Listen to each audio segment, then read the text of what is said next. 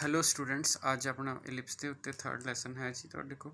ठीक है, वही चार लैसन मेरे ख्याल इत्थे बनणगे, 4 या 5 तुहाडे को। सो आप देखिए जी की कह रहे हैं तुहाडे कोल। तुहानूं बेसिक इन्फॉर्मेशन इलिप्स बारे सारी पता लग गई है, तो इस करके हुण कोई लंबी चौड़ी गलबात है नहीं। एक इहदी अनदर डेफिनेशन जरूर होंगी in terms of focal distances, वो आप बाद के लेक्चर में करते हैं।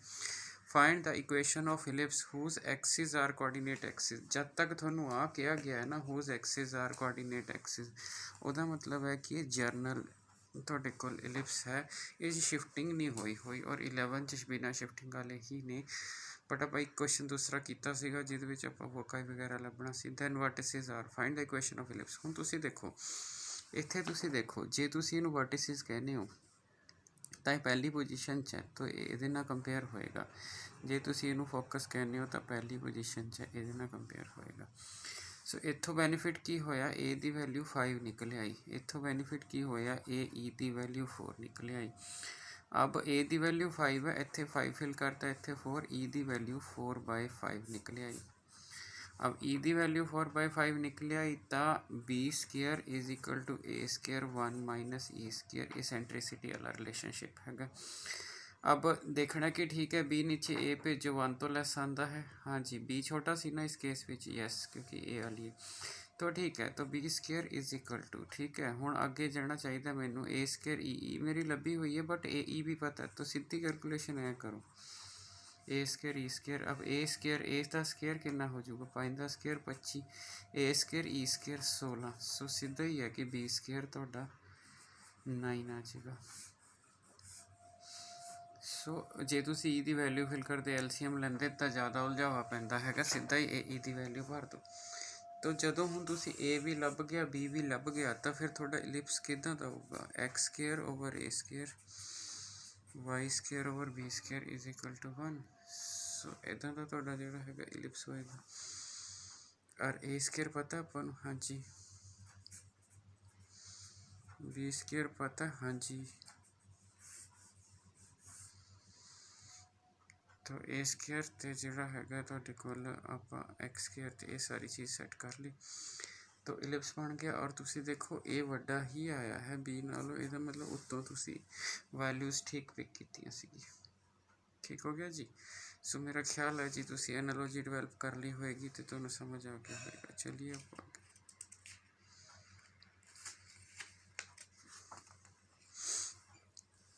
Find the equation of plane whose axis are along the coordinate axis. Along the coordinate axis का मतलब है तुहाडा पॉइंट है जिहड़ा ये शिफ्ट नहीं होया। ठीक है, whose axis are along the coordinate axis. ठीक है, वर्टिसिस आर, देखो वर्टिसिस आर, तो वर्टिसिस नूं इहदे नाल ही कंपेयर करो, इसेंट्रिसिटी दी हुई है। अब वर्टिसिस नूं जे कीता तो बी दी वैल्यू 10 आ गई, बी की वैल्यू 10 आ गई, इसेंट्रिसिटी सोनू दी हुई है। ठीक है, इसेंट्रिसिटी का ए ना रिलेशनशिप की होंदा है, क्योंकि ये दूजे वाला पैराबोला है, ये छोटा होंदा। So a square equal to b square 1 minus c square.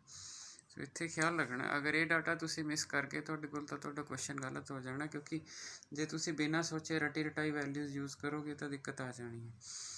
हुण मैनू पता है भी जिहड़ा हैगा ए स्केयर ही लभना, मैं B square 10 10 square 100, 1 minus E square 4 10 square 16 5 का 25।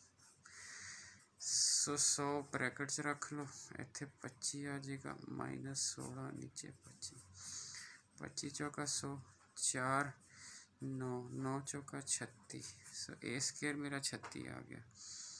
तो इसका मतलब अगर इक्वेशन बनाइए x square over a square y square over b square is equal to 1, तो फिर ए स्केयर मेरा कितना आया तुहाडे कोल 36, बी स्केयर मेरा कितना 100, और इस डाटे ने मैच कर गई। यस, बी बड़ा ही आना चाहिए सी, जे इत्थे आपां नूं लगे भी कुछ उत्ते नीचे हो रहा फिर समझ लो गड़बड़ हैगी है।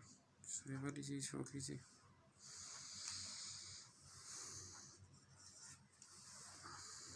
ठीक हो गया। सो क्वेश्चन हो गया, तो समझ भी आ गया। हाँ जी, आगे देखो की है, कहना फाइंड द इलिप्स।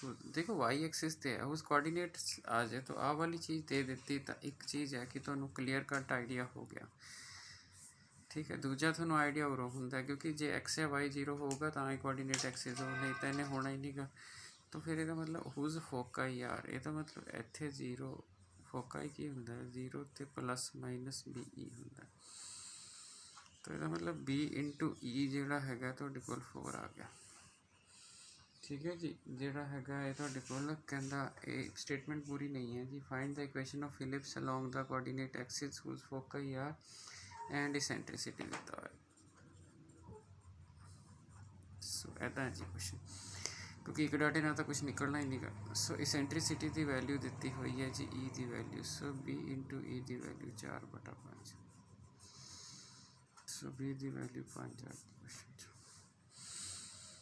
अब एक है वाई एक्सिस वाला एलिप्स है। So a square is equal to b square 1 minus e square.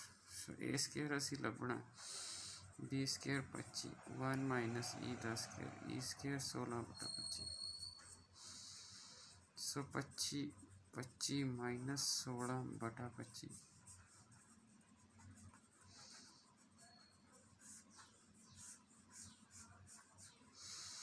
So a is equal to 3।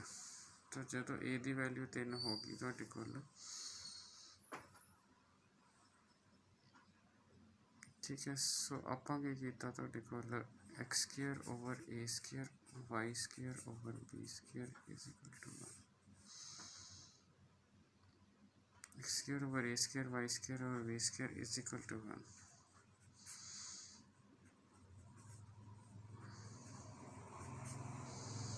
X square over a square y square over b square. अब b square की जी value हैगी है तो कोल वो starting च पई है ना।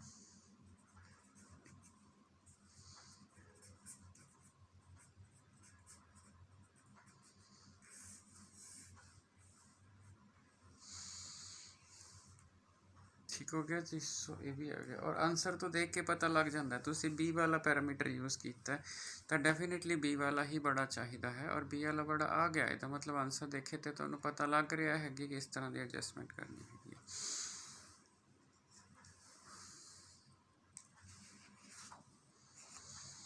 हाँ जी। सो अगे क्वेश्चन आ गया तो कहता the foci of ellipses eccentricity is this. Foci foci foci so a is equal to वही डाटा घूमन घमारियां पई जाता है। Eccentricity is 1/2।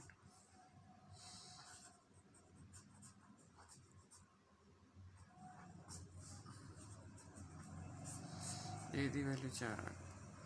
तो अगर ए की वैल्यू 4 आ गई तो अपन एक चीज़ और पता लगी कि एफ वाई 0 है तो एक्स एक्सिस करके है। जे एक्स एक्सिस करके है तो फार्मूला की लूँगी।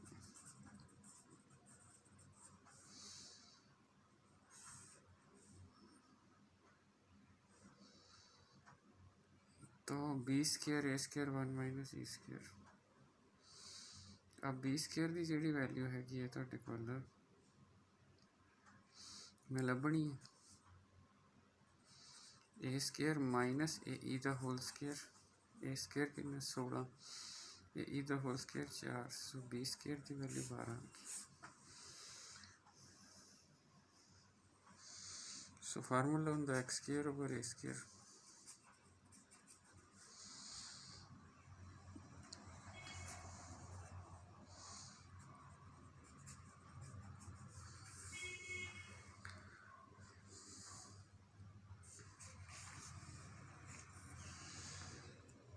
ठीक है जी। सो अगले क्वेश्चन की है कहता कि equation of ellipse with eccentricity and length of latest sector.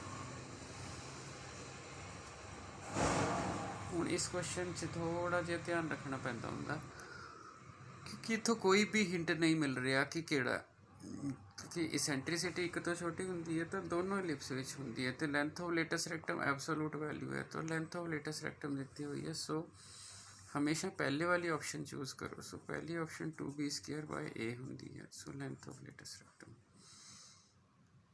ठीक है जी। Find the equation of ellipse whose eccentricity is this. Eccentricity दी हुई है and length of latus rectum is 5। तो लेंथ ऑफ लेटेस्ट रेक्टम दी हुई है तो इस की होया 2b स्क्वायर ये तो 5a हो गया, तो ਇਹਦਾ मतलब b square is equal to 5/2a हो गया।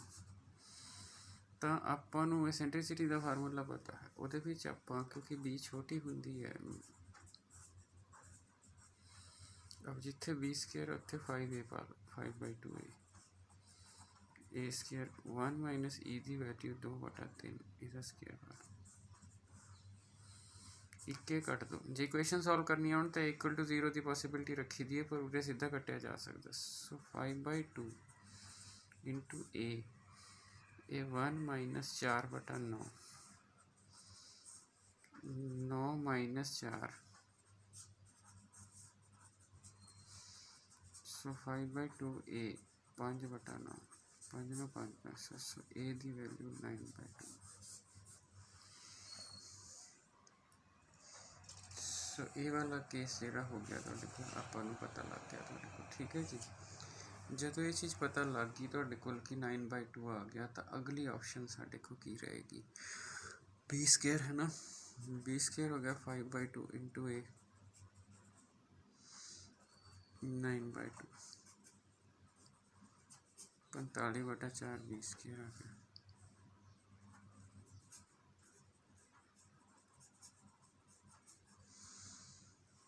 ठीक है जी। सो जो आंसर है ए स्क्वायर है ना,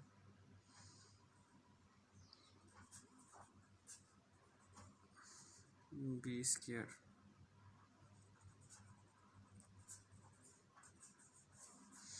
सो वो 4x है जोड़ा वो जंप करके ऊपर चला जाएगा। ठीक है जी। सो जोड़ा है तुहाडे कोल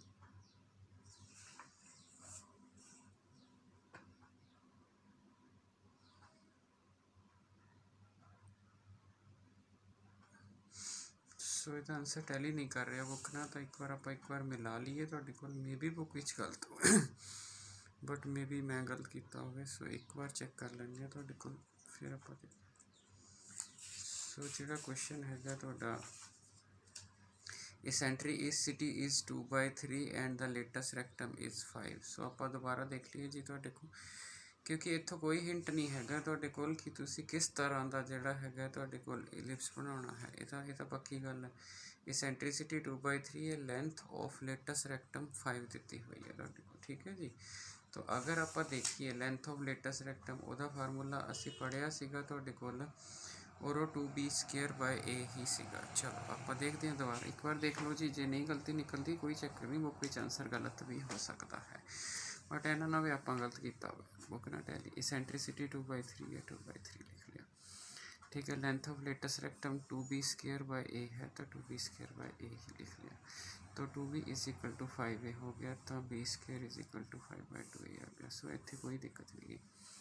ठीक है। क्योंकि 2b स्क्वायर ए बाय का मतलब है कि मैं एक्स एक्सिस वाला एलिप्स लिया है, तो वो आही होंगे b छोटा होंगे b square by A square होंगे है तुहाडे कोल 1 माइनस e स्क्वायर होंगे। ओके, ये भी ठीक है। तो b स्क्वायर की वैल्यू 5/2a आ गई, तो ठीक लिखी है, कोई दिक्कत वाली गल नहीं। सो ए स्क्वायर जोड़ा है वो ए स्क्वायर ही लिखा, 1 माइनस e स्क्वायर 2 का स्क्वायर 4 3 का स्क्वायर 9। ठीक है, ये भी ठीक लिखे। एक ना एक कटिया जाना, इधर लिया की लड़ नहीं गी, ए दी आइदर 0 होगी, 0 तो एब्सोल्यूट वैल्यू च लेंदे नहीं ना। सो अगर इक्वेशन सॉल्व कर रहे हो तो भी ए दी 1 0 अराइज होएगी, पर हूँ नहीं।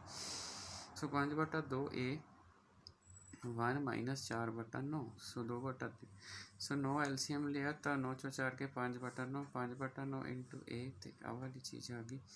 सो ए की वैल्यू 9/2। ठीक है, कोई दिक्कत वाली गल नहीं। सो बी की वैल्यू कढ़नी है, तो b square is equal to 5/2a, तो 5/2a आ गया, तो 9 5 45 नीचे 4 आ गया। ठीक है। सो x square over a square, ए है इसका स्क्वायर 81/4 81। सो ठीक है जी, कोई ढेरोले वाली गल बात है नहीं जी। अदरवाइज गलती निकल गई तो दस दियो, अदर कोई आंसर का चक्कर नहीं।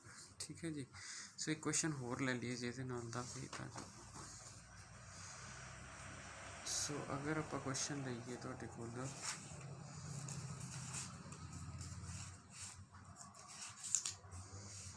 तो एसेंट्रिसिटी देखती,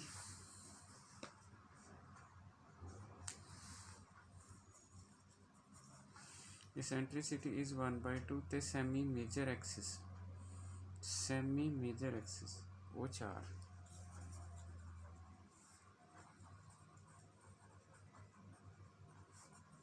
डेफिनेटली लेंथ होएगी, डेफिनेटली लेंथ होएगी तो देखो। अब सेमी मेजर एक्सिस है, मेजर एक्सिस में 2a ले लेना, ठीक है ना। तो यदा मतलब सेमी की हुई ए, तो यदा मतलब ए की वैल्यू 4 देती हुई मैं, क्योंकि सैमी मेजर एक्सिस ਨੂੰ ए ਦੀ ਟਰਮ 'ਚ ਰਿਪਰੈਜ਼ੈਂਟ ਕੀਤਾ, ਇਹਦਾ ਮਤਲਬ ਮੈਂ ਐਕਸ ਐਕਸਿਸ 'ਤੇ ਸੋਚ ਰਿਹਾ ਵਾਂ। ਹਿੰਟ ਤਾਂ ਹੈ ਨਹੀਂ ਕੁਐਸਚਨ ਦੇ ਵਿੱਚ ਕੋਈ, ਇਹਦਾ ਮਤਲਬ ਮੈਂ ਐਕਸ ਐਕਸਿਸ 'ਤੇ ਸੋਚ ਰਿਹਾ ਵਾਂ। ਜੇ ਮੈਂ ਐਕਸ ਐਕਸਿਸ 'ਤੇ ਸੋਚ ਰਿਹਾ ਵਾਂ ਤੁਹਾਡੇ ਕੋਲ, ਤਾਂ ਕੀ ਹੋਏਗਾ ਤੁਹਾਡੇ ਕੋਲ, ਤਾਂ ਫਿਰ ਆਪਾਂ b square is equal to a square 1 minus e square ਲਵਾਂਗੇ। अब b square by a square is equal to 1 minus e square है ना। तो एसेंट्रिसिटी की वैल्यू है अपने को, यस ए की वैल्यू फिर तो सीधा ही निकल जाना, और ही निकल जाओ b square equal to a square a e का स्क्र। अब ए स्क्र है तो ए का स्क्र 16 ए ई, एसेंट्रिसिटी है ए इंटू ई 2 ही आया।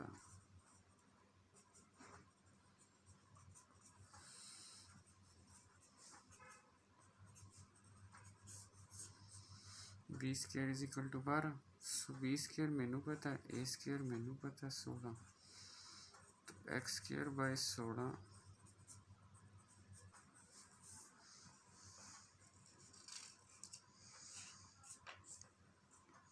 सो ये वाली चीज़ है जी तुहाडे कोल, ठीक है जी।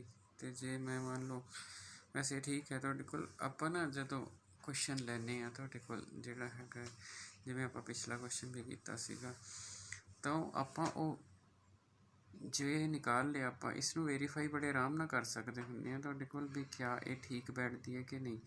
हुण जिवें मैं चैक ही करना हो, मैनू डाटा च दिता होया ना जो गिवन डाटा वो चैक कर लो, ए दी वैल्यू मैनू 4 दी हुई है ना। तो देखो अगर मैं आ फार्मूला लवां b square by a square is equal to 1 minus e square होंदा, बी स्क्र मैं क्वेश्चन च निकालिया सी, ए स्क्र मेरा क्वेश्चन च 16 हैगा सी, 1 माइनस ई मेरी आ सी, तो जे मैं 4 ती 12 चुकम चुकी 16 3/4 लिखा, ई का स्क्र 1/4 तो 3/4 बराबर आ रही है। यदा मतलब ये आंसर ठीक है। तो जे इस तरह मैं दोबारा पिछले वाले वो उत्ते जावां, पिछले वाले क्वेश्चन के उत्ते, ठीक है। तो इत्थे मैं ए ते बी निकाले हुए ने, तो जो मैं डाटे दे विच देखा एंट्री करके, सो जे वेरीफाई करना हो आपने, तो मैं इत्थे एक रफली देखदा कि मेरी जी 5 है वो 5 2b स्क्र बाय ए नाल आउंदा है, ठीक है। क्या ये ट्रू आउंदा, तो बी 2 ए सीगा 9/2, सो 2 उत्ते आ जाना, 9 नीचे आ जाना। बी का स्क्र आया 45/4, तो जे मैं इनू कट्टा 4 ना 4 कट गया, 9 5 45 हो गया, सो 5 बराबर है 5 आता, यदा मतलब वेरीफाई है। जे मैं उधरों देखा ये b square by a square equal to 1 minus e square, तो कोई ऐसी गल नहीं कि तुहाडे कोल तुसी पेपर च भी वेरीफाई कर सकते हो अपना क्लेम जिहड़ा हैगा। हुण b square is equal to 1, तो बी स्क्र मेरे क्वेश्चन च सीगा ना, बी स्क्र सीगा मेरे क्वेश्चन च 45/4, सो 45/4 बाय ए स्क्र सीगा 81/4, सो 45/81 1 माइनस ई स्क्र बनी है, तो ये बन गया 4/9, ठीक है जी। तो यदा मतलब ये हो गया भाई इक्वाली तो बन गई तुहाडे कोल 45/81 है ना, 9 के टेबल से 9 5 45 9 9 81, उधरों देखिए तो 5 माइनस 4, सो दोनों वेरीफाई करते हैं। यदा मतलब की होया, यदा मतलब होया कि जे तुसी गिवन डाटा वेरीफाई कर लोगे तुहाडे कोल, तां भी तुसी जिहड़ा हैगा ईजीली क्वेश्चन कर सकते हो। सो एक क्वेश्चन होर देख लीए जी तुहाडे कोल इस तरह का, हुण वो कहंदा कि एक फोका ही दिता होया, फोकाई प्लस माइनस 3,0 दिता होया है, foci is this and ellipse passes through, ellipse passes through 4,1। तो जदों आपां नूं फोका ही दिता होया, तो फोका ही अपने आप च एक हिंट हुंदा हैगा बई तेरी वैल्यू पता की हुई AE0, क्योंकि मुरे ए है, तो AE0 हो गया, तो इसका मतलब AE की वैल्यू 3 आ गई। इदां दा इलिप्स होना है। क्योंकि मोरे वैल्यू इट पासिस थ्रू 4,1 सो 4 इधर ਨੂੰ 1 इधर ਨੂੰ ਇਹਦੇ ਉੱਤੇ ਲਾਈ ਕਰਦਾ। ਸੋ ਇਹਦਾ ਮਤਲਬ ਇਸ ਵਾਰ ਮੈਨੂੰ ਇਲਿਪਸ ਦੀ ਇਕੁਏਸ਼ਨ ਲੈਣੀ ਪਏਗੀ। 4,1 ਇਹਦੇ ਉੱਤੇ ਲਾਈ ਕਰਦਾ 16/a² 1/b² is equal to 1। अब ए की वैल्यू इन टर्म्स ऑफ ई आ सकती है, बी की वैल्यू भी इन टर्म्स ऑफ ई आ सकती है। तो ए वाली सिचुएशन आ गई। तो एक मेरे पास आ दिता होया हुज फोकस इज, ठीक है जी, हुज फोकाई। तो फोकाई भी आपां नूं दिता होया तुहाडे कोल। बस ये बेस ते आपां ने हुण क्वेश्चन करना है, क्या आपां कर पावांगे ये देखना आपां ने, ठीक है। सो लो जी b² आपां क्योंकि ये पहला लिया तो b² a² 1 - e² आ वाली ऑप्शन तुहाडे कोल b² दी हुंदी है। तो यह मतलब मैं b² की जो वैल्यू लैनी होवे वो बनूगी a² - a² e²। तो यह मतलब 16/a² इत्थे 1/a² minus a² e² is equal to 1, ठीक है जी। यह मतलब ए ई की बनी बनाई वैल्यू साढ़े को सैट च पई है 3। तो यह मतलब 16/a², 1/a², ए ई की वैल्यू कितनी पई है जी, ए ई की वैल्यू 3 है, a² e² थोड़ा 9 हो जाएगा। सो 9 सो एक क्वाड्रेटिक बन गई जी तुहाडे कोल ए दे विच, है ना। तो जिहड़ा है तुहाडे पास इनू करोगे सॉल्व क्वाड्रेटिक, फाइंड a²। जब a² मिल गया फिर ए भी मिल जूगा, फाइंड ए ही लिखो। ए मिल गया तो ई मिल जूगा, दैन ई मिल जूगा क्योंकि ए ई 3 है जी। ए मिल गया तो बी मिल जूगा तुहाडे को। सो अल्टीमेटली इसनों सॉल्व कर लेना, तुहाडा आंसर जिहड़ा आएगा ना ये तुहानूं होमवर्क है x² / 18 y² / 9 is equal to 1। सो ये तुहानूं होमवर्क दिता, क्वेश्चन ट्राई करना। बाकी नवीं डेफिनेशन नवे क्वेश्चन अगले लैक्चर कर देंगे। Thank you.